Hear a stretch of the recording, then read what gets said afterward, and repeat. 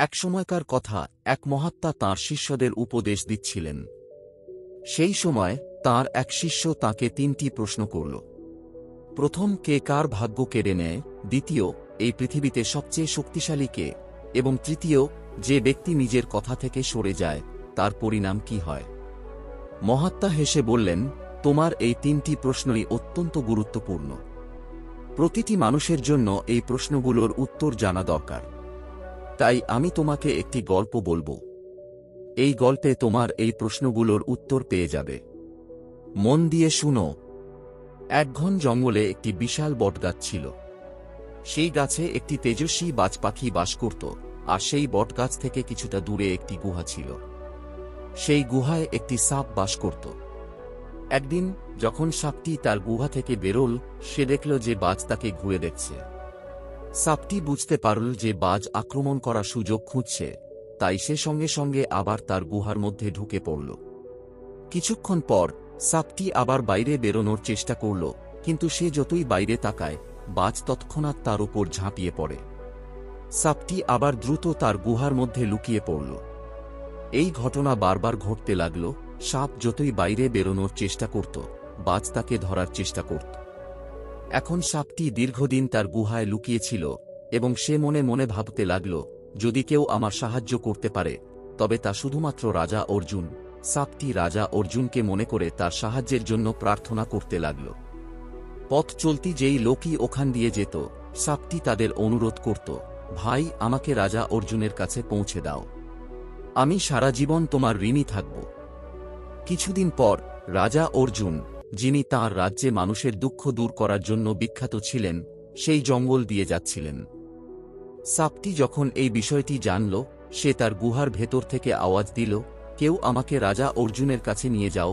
রাজা অর্জুন যখন সাপটির এই কথা শুনলেন, তখন হেসে বললেন, কেন ভাই, তোমার রাজা অর্জুনের কাছে কি কাজ আছে? সাপটি বিনয়ের সাথে উত্তর দিল, মহারাজ, আপনি অন্যের দুঃখ দূর করেন। আমি বহুদিন ধরে এই গুহায় লুকিয়ে রয়েছি এবং অত্যন্ত কষ্টে আছি। যখনই এই গুহা থেকে বেরোনোর চেষ্টা করি, এই গাছের উপর থাকা বাজ পাখির ভয়ে আবার গুহার মধ্যে ঢুকে পড়ি। সেই বাজ প্রতিবার আমার উপর ঝাঁপিয়ে পড়ে, তাই আমি বাইরে যেতে পারি না এবং কিছু খেতেও পারি না। আমি এখানে এই গুহায় ক্ষুধার্ত এবং তৃষ্ণার্ত অবস্থায় আছি এবং এইভাবেই জীবন যাপন করছি। রাজা অর্জুন বললেন, হে সাপরাজ, আমি রাজা অর্জুন। বলো, তোমার কষ্ট দূর করার জন্য আমি কি করতে পারি? সাপটি বলল, মহারাজ, আপনি যা উপযুক্ত মনে করেন তাই করুন, কিন্তু অনুগ্রহ করে আমাকে এই বাজ থেকে মুক্তি দিন, না হলে একদিন এটি আমাকে নিশ্চিতভাবে মেরে ফেলবে। রাজা অর্জুন বললেন, সাপরাজ, যদি তুমি বলো তবে আমি তোমাকে এই বন থেকে দূরে ছেড়ে আসো। সাপটি চিন্তিত হয়ে বলল, মহারাজ, যখন আপনি আমাকে দূরে ছেড়ে আসবেন, তখন এই বাজ আমাদের দেখে ফেলবে এবং যেখানে যাব সেখানেই বসে পড়বে। সুযোগ পেলেই এটি আমার উপর আক্রমণ করবে এবং আমাকে মেরে ফেলবে। আমি আপনার কাছে অনুরোধ করছি যে কিছু সময়ের জন্য আমাকে আপনার ভেতরে সুরক্ষিত স্থান দিন। আমি আপনার পেটে কিছুক্ষণ লুকিয়ে থাকব। যখন বাজ জানতে পারবে না আমি কোথায় গেছি, তখন আপনি আমাকে এই বন থেকে অনেক দূরে নিয়ে যাবেন। তারপর আমি আপনার পেট থেকে বেরিয়ে আসব।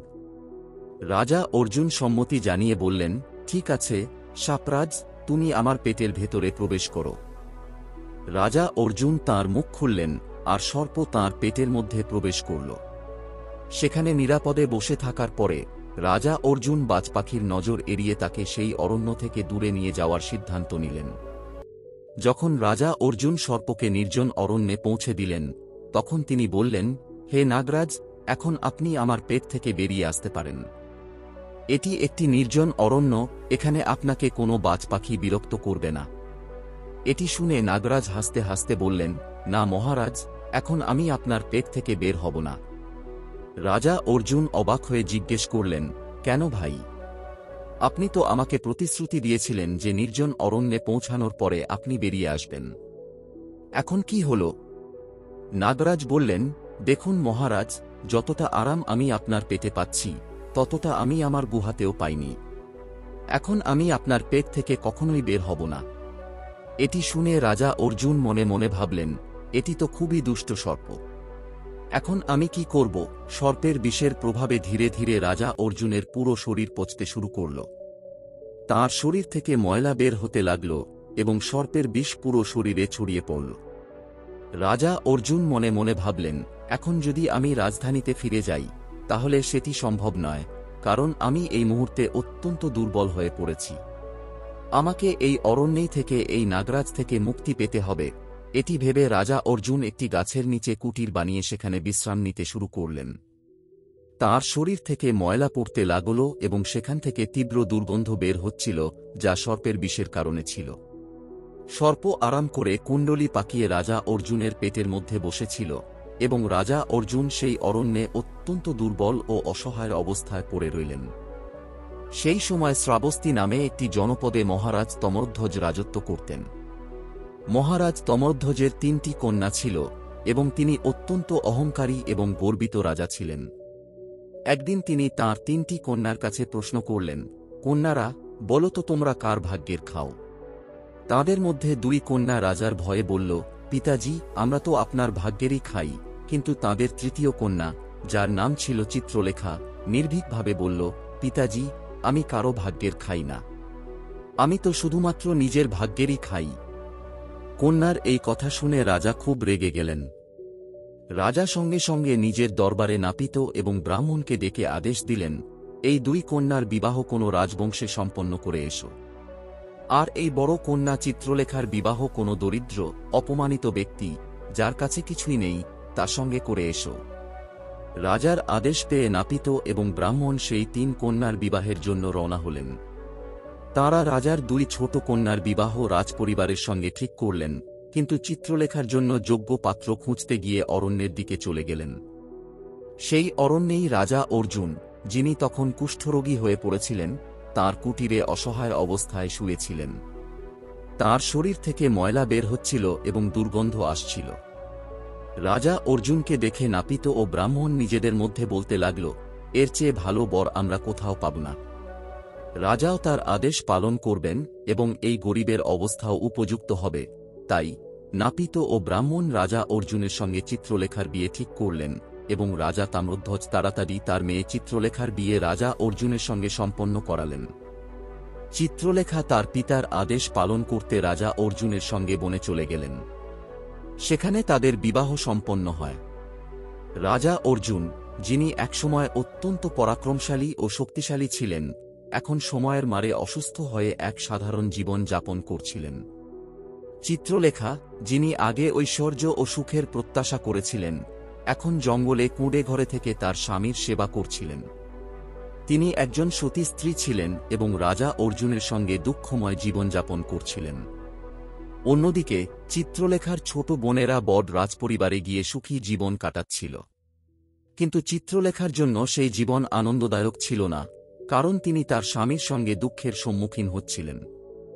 বলা হয়, যারা তাদের নীতি ও ধর্মে দৃঢ় থাকে এবং যারা ঈশ্বরের পথে চলে, ঈশ্বর তাদের সুখী করেন। একদিন চিত্রলেখা অনুভব করলেন যে তার দুঃখের সমাপ্তি আসন্ন। একদিন যখন রাজা ঘুমাচ্ছিলেন এবং চিত্রলেখা তার সেবা করছিলেন, কুঁড়ে ঘরের পাশে একটি পিপল গাছ ছিল এবং তার নিচে একটি সাপের গর্ত ছিল। রাতে একটি সাপ গর্ত থেকে বেরিয়ে এসে দেখল যে রাজা অর্জুনের পেটে আরেকটি সাপ বসে আছে। সেই সাপটি অন্য সাপকে বলল, ওহো দুষ্টু, তুই তোর কথা রাখতে পারিসনি। তুই বলেছিলি যে তুই রাজা অর্জুনকে কথা দিয়ে তার পেট থেকে বেরিয়ে যাবি, আর এখন দেখ, তুই তো তার পেটে গিয়ে বসে আছিস, যিনি এমন পরোপকারী রাজা। তুই তাদের শরীর থেকে রোগ ছড়িয়ে দিয়েছিস। এমন রাজা, যিনি কত জীবনকে দুঃখমুক্ত করেছেন, তার পেটে গিয়ে বসা কি সঠিক কাজ? শুন, যদি কেউ গঙ্গাজল এনে রাজাকে পান করায়, তাহলে তোর 100 টুকরো হয়ে যাবে এবং তুই এই গর্ত থেকে বেরিয়ে আসবি। রাজা অর্জুনের পেটে বসে থাকা সাপটি অন্য সাপকে বলল, তুই যেমন কৃপণ, তেমন আর কেউ নেই। সম্পদের পাহাড়ে বসে আছিস। যদি এই সম্পদ মানুষের কল্যাণে ব্যবহার করা হতো, তবে কত মানুষের উপকার হতো। আমিও তোর মুক্তির পথ বলছি। যদি কেউ শুনতে পায়, তবে দুধ ঢেলে তোর মুক্তি সম্ভব হবে। চিত্রলেখা এই কথাগুলো মনোযোগ দিয়ে শুনলেন। তার মনে হল, এটি রাজা অর্জুন এবং তার পেটে একটি সাপ রয়েছে, যার কারণে তিনি অসুস্থ। এরপর চিত্রলেখা একটি আশ্রমে গেলেন এবং সেখানে মহাত্মাকে অনুরোধ করলেন, মহাত্মাজি, আমাকে এক গ্লাস গঙ্গাজল দিন। মহাত্মা জিজ্ঞাসা করলেন, তুমি কে এবং গঙ্গাজল দিয়ে কি করবে? চিত্রলেখা বললেন, মুনিবর, আমি রাজা অর্জুনের স্ত্রী চিত্রলেখা। আমার স্বামীর জন্য গঙ্গাজল প্রয়োজন। মহাত্মা তাকে একটি গ্লাস গঙ্গাজল দিলেন। এরপর চিত্রলেখা গঙ্গাজল নিয়ে দ্রুত রাজা অর্জুনের কাছে ফিরে এলেন। তিনি রাজাকে বললেন, মহারাজ, এটি আপনার রোগ সারানোর ঔষধ। দয়া করে এটি গ্রহণ করুন।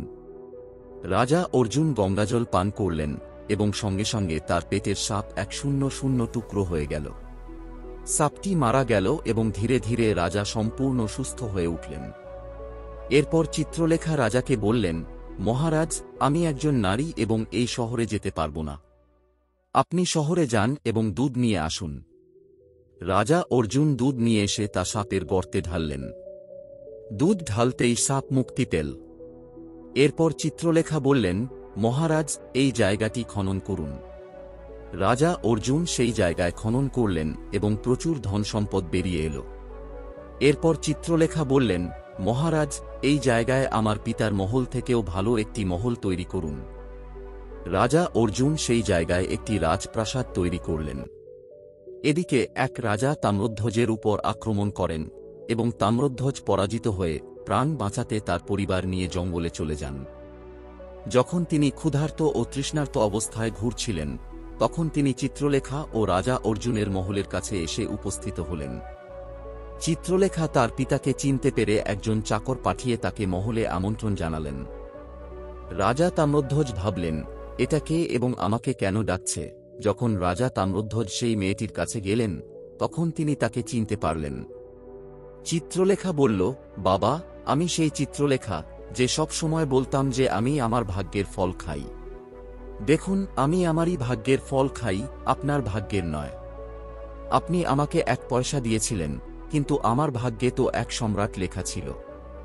দেখুন বাবা, আমি উজ্জয়িনীর নরেশ রাজা অর্জুনের স্ত্রী। রাজা তাম্রধ্বজ তার অপরাধের জন্য ক্ষমা চাইলেন এবং বুঝলেন যে মেয়েটি সত্যি কথা বলছে।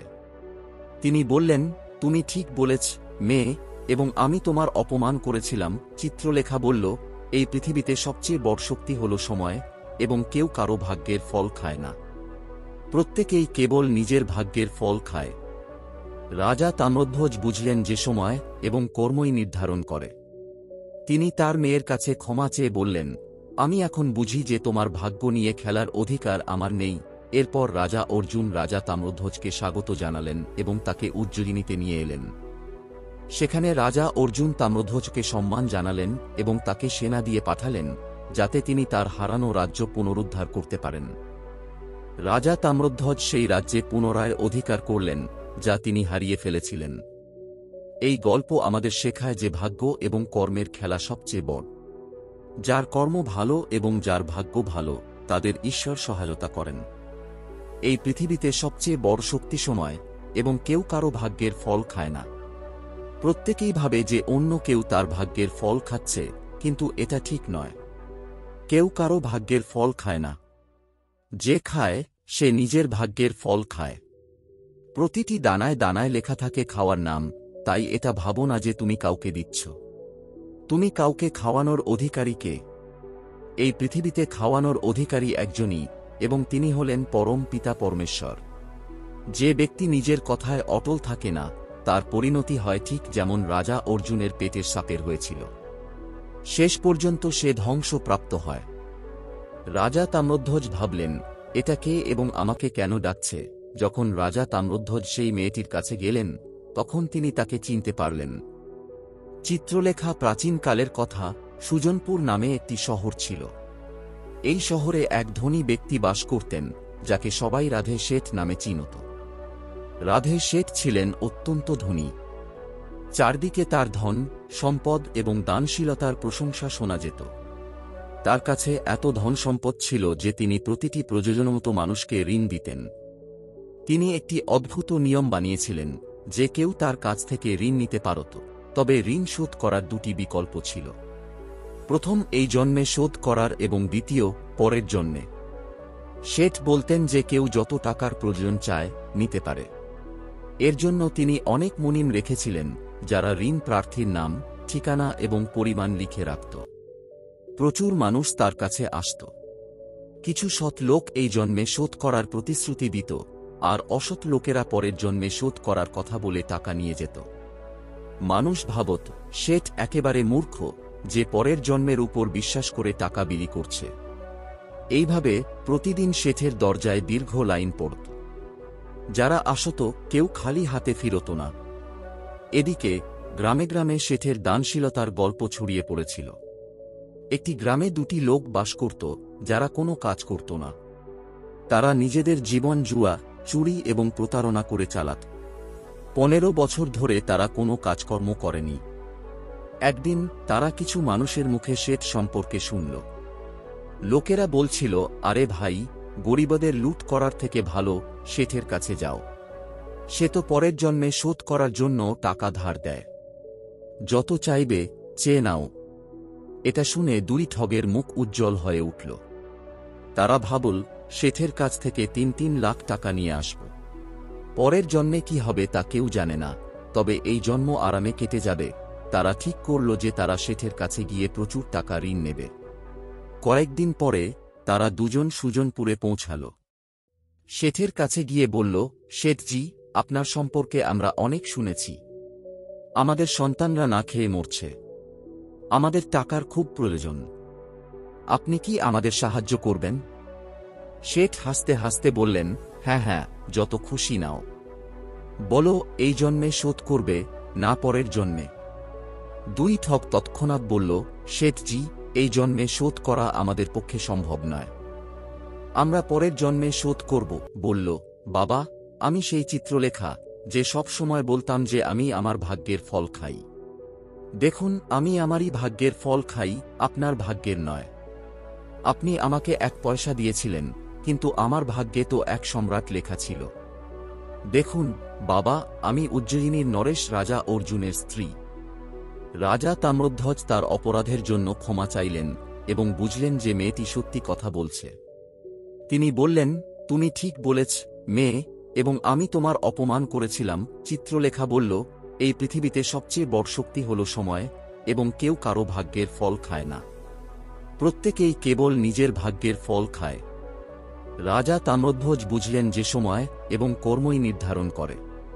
তিনি তার মেয়ের কাছে ক্ষমা চেয়ে বললেন, আমি এখন বুঝি যে তোমার ভাগ্য নিয়ে খেলার অধিকার আমার নেই। এরপর রাজা অর্জুন রাজা তাম্রধ্বজকে স্বাগত জানালেন এবং তাকে উজ্জয়িনীতে নিয়ে এলেন। সেখানে রাজা অর্জুন তাম্রধ্বজকে সম্মান জানালেন এবং তাকে সেনা দিয়ে পাঠালেন, যাতে তিনি তার হারানো রাজ্য পুনরুদ্ধার করতে পারেন। রাজা তাম্রধ্বজ সেই রাজ্যে পুনরায় অধিকার করলেন, যা তিনি হারিয়ে ফেলেছিলেন। এই গল্প আমাদের শেখায় যে ভাগ্য এবং কর্মের খেলা সবচেয়ে বড়। যার কর্ম ভালো এবং যার ভাগ্য ভালো, তাদের ঈশ্বর সহায়তা করেন। এই পৃথিবীতে সবচেয়ে বড় শক্তি সময়, এবং কেউ কারো ভাগ্যের ফল খায় না। প্রত্যেকেই ভাবে যে অন্য কেউ তার ভাগ্যের ফল খাচ্ছে, কিন্তু এটা ঠিক নয়। কেউ কারো ভাগ্যের ফল খায় না। যে খায় সে নিজের ভাগ্যের ফল খায়। প্রতিটি দানায় দানায় লেখা থাকে খাওয়ার নাম, তাই এটা ভাবো না যে তুমি কাউকে দিচ্ছ। তুমি কাউকে খাওয়ানোর অধিকারী কে? এই পৃথিবীতে খাওয়ানোর অধিকারী একজনই, এবং তিনি হলেন পরম পিতা পরমেশ্বর। যে ব্যক্তি নিজের কথায় অটল থাকে না, তার পরিণতি হয় ঠিক যেমন রাজা অর্জুনের পেটের সাপের হয়েছিল। শেষ পর্যন্ত সে ধ্বংসপ্রাপ্ত হয়। শেঠ তার মুন্সিকে ডেকে বললেন, এই দুইজনকে 3 লাখ টাকা দিয়ে দাও এবং তাদের নাম ও ঠিকানা খাতায় লিখে রাখো। টাকা পেয়ে দুই চোর খুব খুশি হল। তাদের মনে এই চিন্তাই চলছিল, পরের জন্মের হিসাব কে রাখে? শেঠ তো মূর্খ যে আমাদের এত বড় অঙ্কের টাকা দিয়ে দিল। এবার আমাদের জীবন আরামে কাটবে। টাকা নিয়ে তারা দুজনে পথ চলতে লাগল। সন্ধ্যা হয়ে গিয়েছিল এবং রাতও ঘনিয়ে আসছিল। সামনে একটি গ্রাম দেখা গেল। তারা ভাবল, চলো আজ রাতটা এই গ্রামেই কাটাই। গ্রামে পৌঁছে তারা অনেক ঘরে থাকার চেষ্টা করল, কিন্তু তাদের চেহারা দেখে কেউ তাদের থাকতে দিল না। তারা ভয় পেতে লাগল যে কেউ তাদের টাকা ছিনিয়ে নেবে। অবশেষে গ্রামের বাইরে একটি কৃষকের বাড়ি দেখা গেল। তারা কৃষককে বলল, ভাই, আমাদের এক রাতের জন্য থাকার জায়গা দাও। আমরা তোমার খাবারও খাব না, শুধু ঘুমানোর জন্য একটা বিছানা দাও। কৃষক বলল, ভাই, আমার কাছে তো একটাই চারপাই আছে। তাহলে এমন করো, গোয়াল ঘরে একটা খাট পড়ে আছে, সেখানে আমার ঘোড়া আর মহিষ বাঁধা আছে। তোমরা সেখানে গিয়ে শুয়ে থাকো আর আমার পশুগুলোর পাহারা দাও। তারা কৃষকের কথা মেনে নিয়ে গোয়াল ঘরে চলে গেল। কৃষক নিজের বাড়িতে ফিরে গেল, আর দুই চোর খাটে শুয়ে ভাবতে লাগল যে এখন তাদের জীবন কতটা সহজ হয়ে গেছে। কিন্তু সামনে কি ঘটতে চলেছে তা তাদের সামান্যতম ধারণাও ছিল না। এদিকে দুই চোর গোয়ালঘরের খাটে শুয়ে ঘুমানোর চেষ্টা করে, কিন্তু ঘুম তাদের চোখ থেকে দূরে ছিল। তাদের কাছে অনেক টাকা ছিল, আর এই ভয় ছিল যে কেউ তাদের লুট না করে। তারা দুজনে জেগে থেকে কথা বলছিল।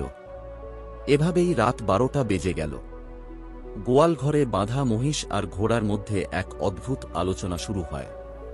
মহিষ ঘোড়াকে বলে, আরে ভাই, তুমি ঘুমিয়ে আছ নাকি জেগে আছ? আমার কথা মন দিয়ে শোন। আমার আর তোমার সঙ্গ এখন শুধু আজ রাত পর্যন্তই। সকালে আমি তোমাকে ছেড়ে চলে যাব। ঘোড়া বিস্মিত হয়ে জিজ্ঞেস করে, তুমি কি বলছো? তুমি আমাদের ছেড়ে চলে যাবে? এটা কেন হবে? মহিষ গভীর শ্বাস নিয়ে বলে, ভাই, আমি এই কৃষকের কাছ থেকে ঋণ নিয়েছিলাম। সেটা শোধ করতে পারিনি, তাই আমাকে এখানে তার কাছে আসতে হয়েছে। সে আমাকে দিনরাত খাটিয়ে মারধর করে আমার ঋণ আদায় করেছে। এখন আমার সমস্ত ঋণ শোধ হয়ে গেছে। সকালে আমি এই কৃষকের বাড়ি থেকে মুক্তি পেয়ে যাব।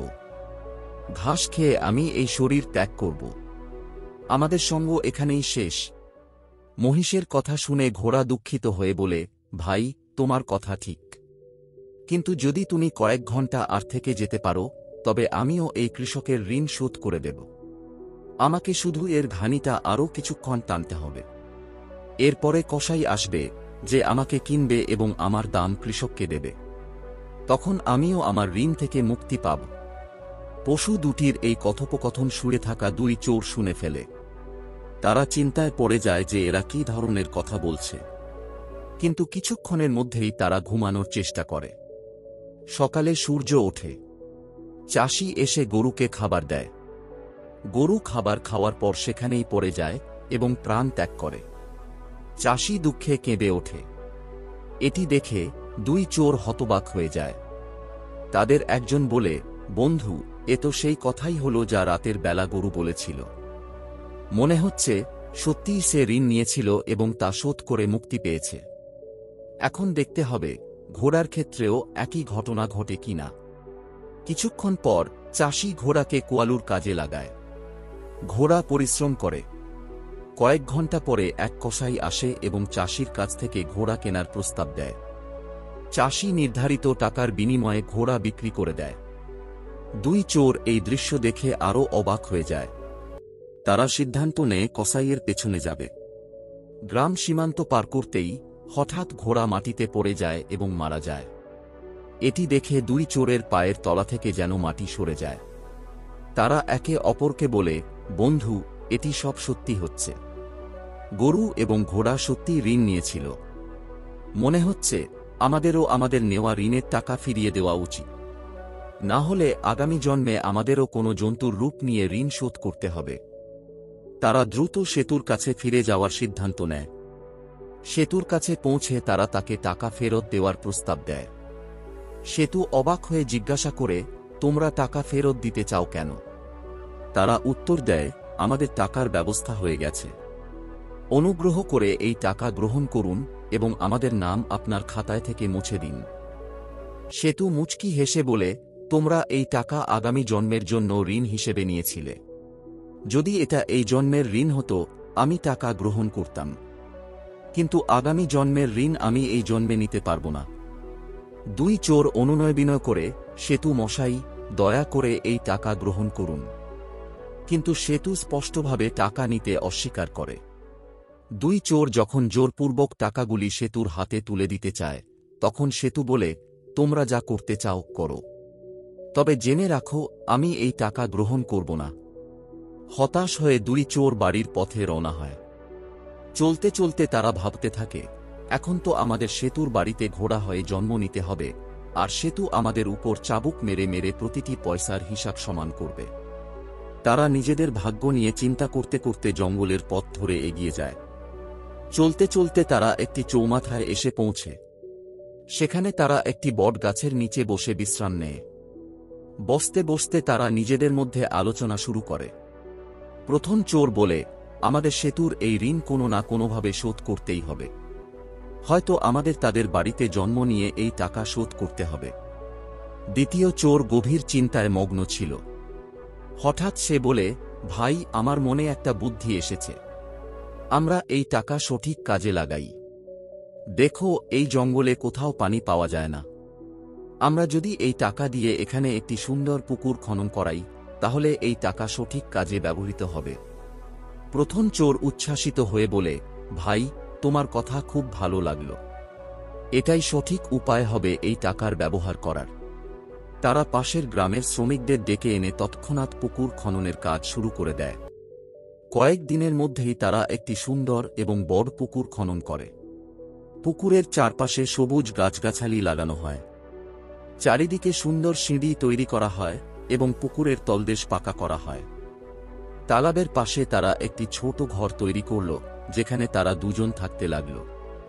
শেঠের থেকে পাওয়া সমস্ত টাকা তারা এই তালাব নির্মাণে খরচ করল। কিছুদিন পর যখন বর্ষাকাল এলো, চারপাশ থেকে বৃষ্টির পানি তালাবটিতে জমা হতে শুরু করল।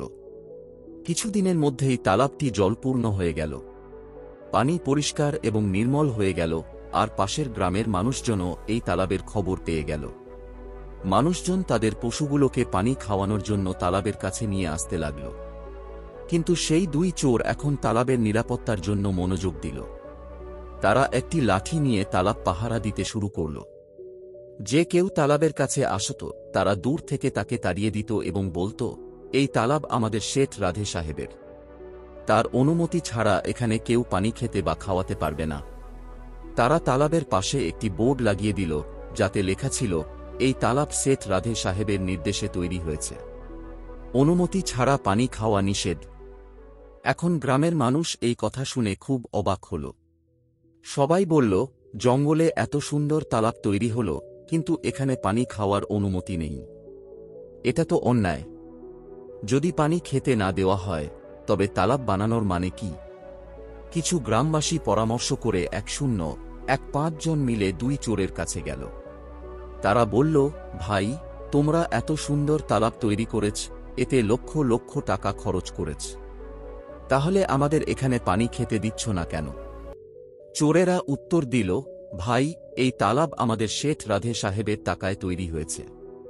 তিনি আমাদের কড়া নির্দেশ দিয়েছেন যে এখানে কাউকে পানি খেতে দেওয়া যাবে না। শেঠের নির্দেশ আমাদের কাছে সবচেয়ে গুরুত্বপূর্ণ।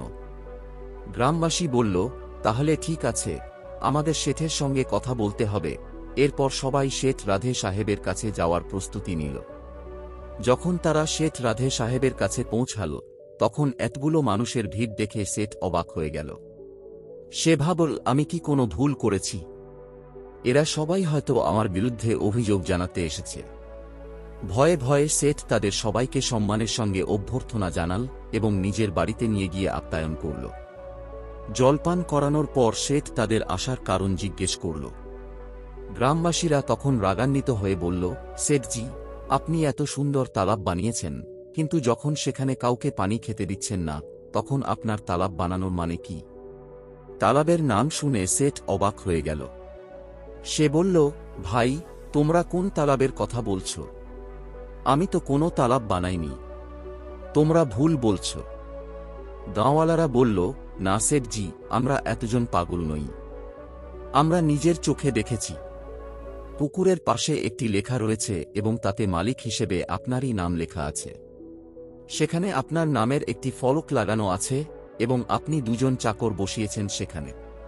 তারা কাউকে জল পান করতে দেয় না। শেঠ বললেন, ভাই, আমি তো এমন কোনো পুকুর তৈরি করিনি, এবং যে পুকুরগুলো আমি তৈরি করেছি, সেগুলোতে তো আগে থেকেই লোকজন জল পান করে আসছে। আমার কোনো পুকুরে জল পান নিষেধ নেই। গাঁওয়ালারা বলল, শেঠজি, ওই পুকুর আপনারই এবং আপনি আমাদের জল থেকে বঞ্চিত করে পাপের ভাগী হচ্ছেন।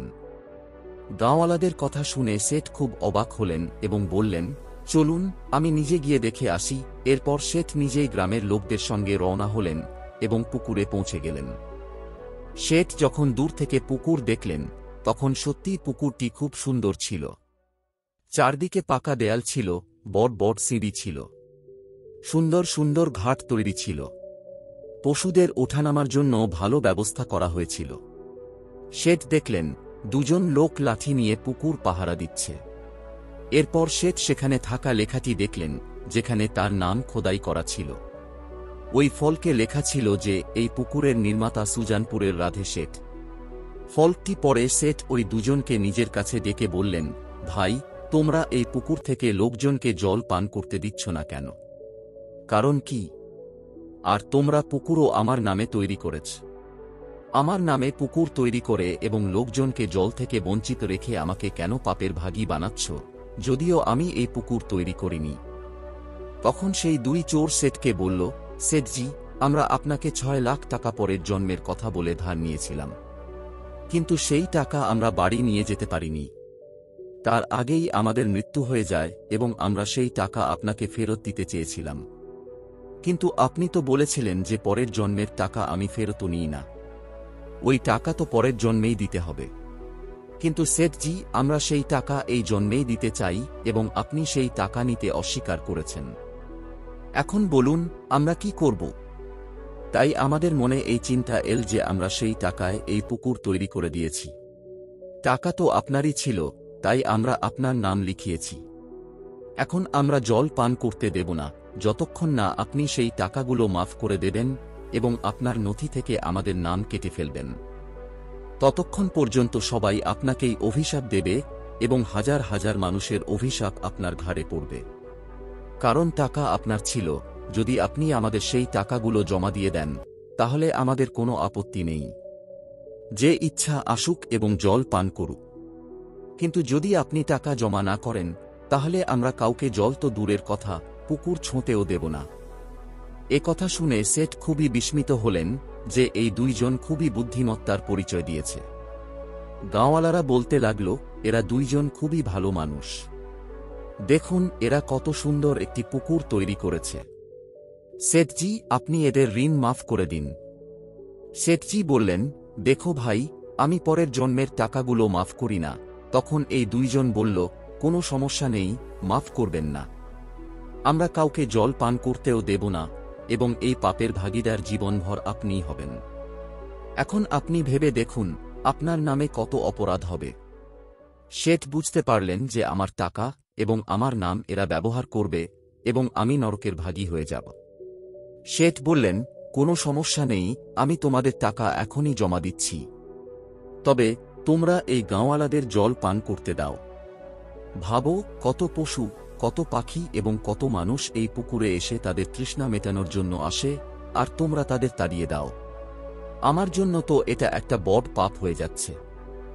এইভাবে শেঠ তাদের সেই টাকাগুলো জমা দিয়ে দিলেন এবং নথি থেকে তাদের নাম মুছে দিলেন। এতে তারা দুইজন খুব খুশি হল এবং নিজেদের বাড়ি ফিরে গেল।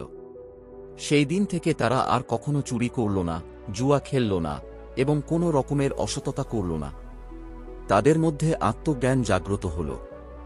যদি আমরা কারো 1 পয়সাও বিনা কারণে খাই, তবে সেটি আমাদের কোনো না কোনোভাবে ফিরিয়ে দিতেই হবে। যদি আমরা কারো সম্পদের অসতর সাথে দখল করে থাকি, তবে মনে রাখবেন যে সেই সম্পদ অর্জনকারী কিভাবে তা অর্জন করেছে আমরা জানি না। যদি সেই সম্পদ ধর্মের পথে অর্জিত হয়, তবে সেই সম্পদ খাওয়া মানুষ সেই পাপের ভাগীদার হয়ে যায়। অসততার মাধ্যমে অর্জিত সম্পদ তা খাওয়া মানুষকে কোনো না কোনোভাবে 1000 গুণ বেশি শোধ করতে হয়।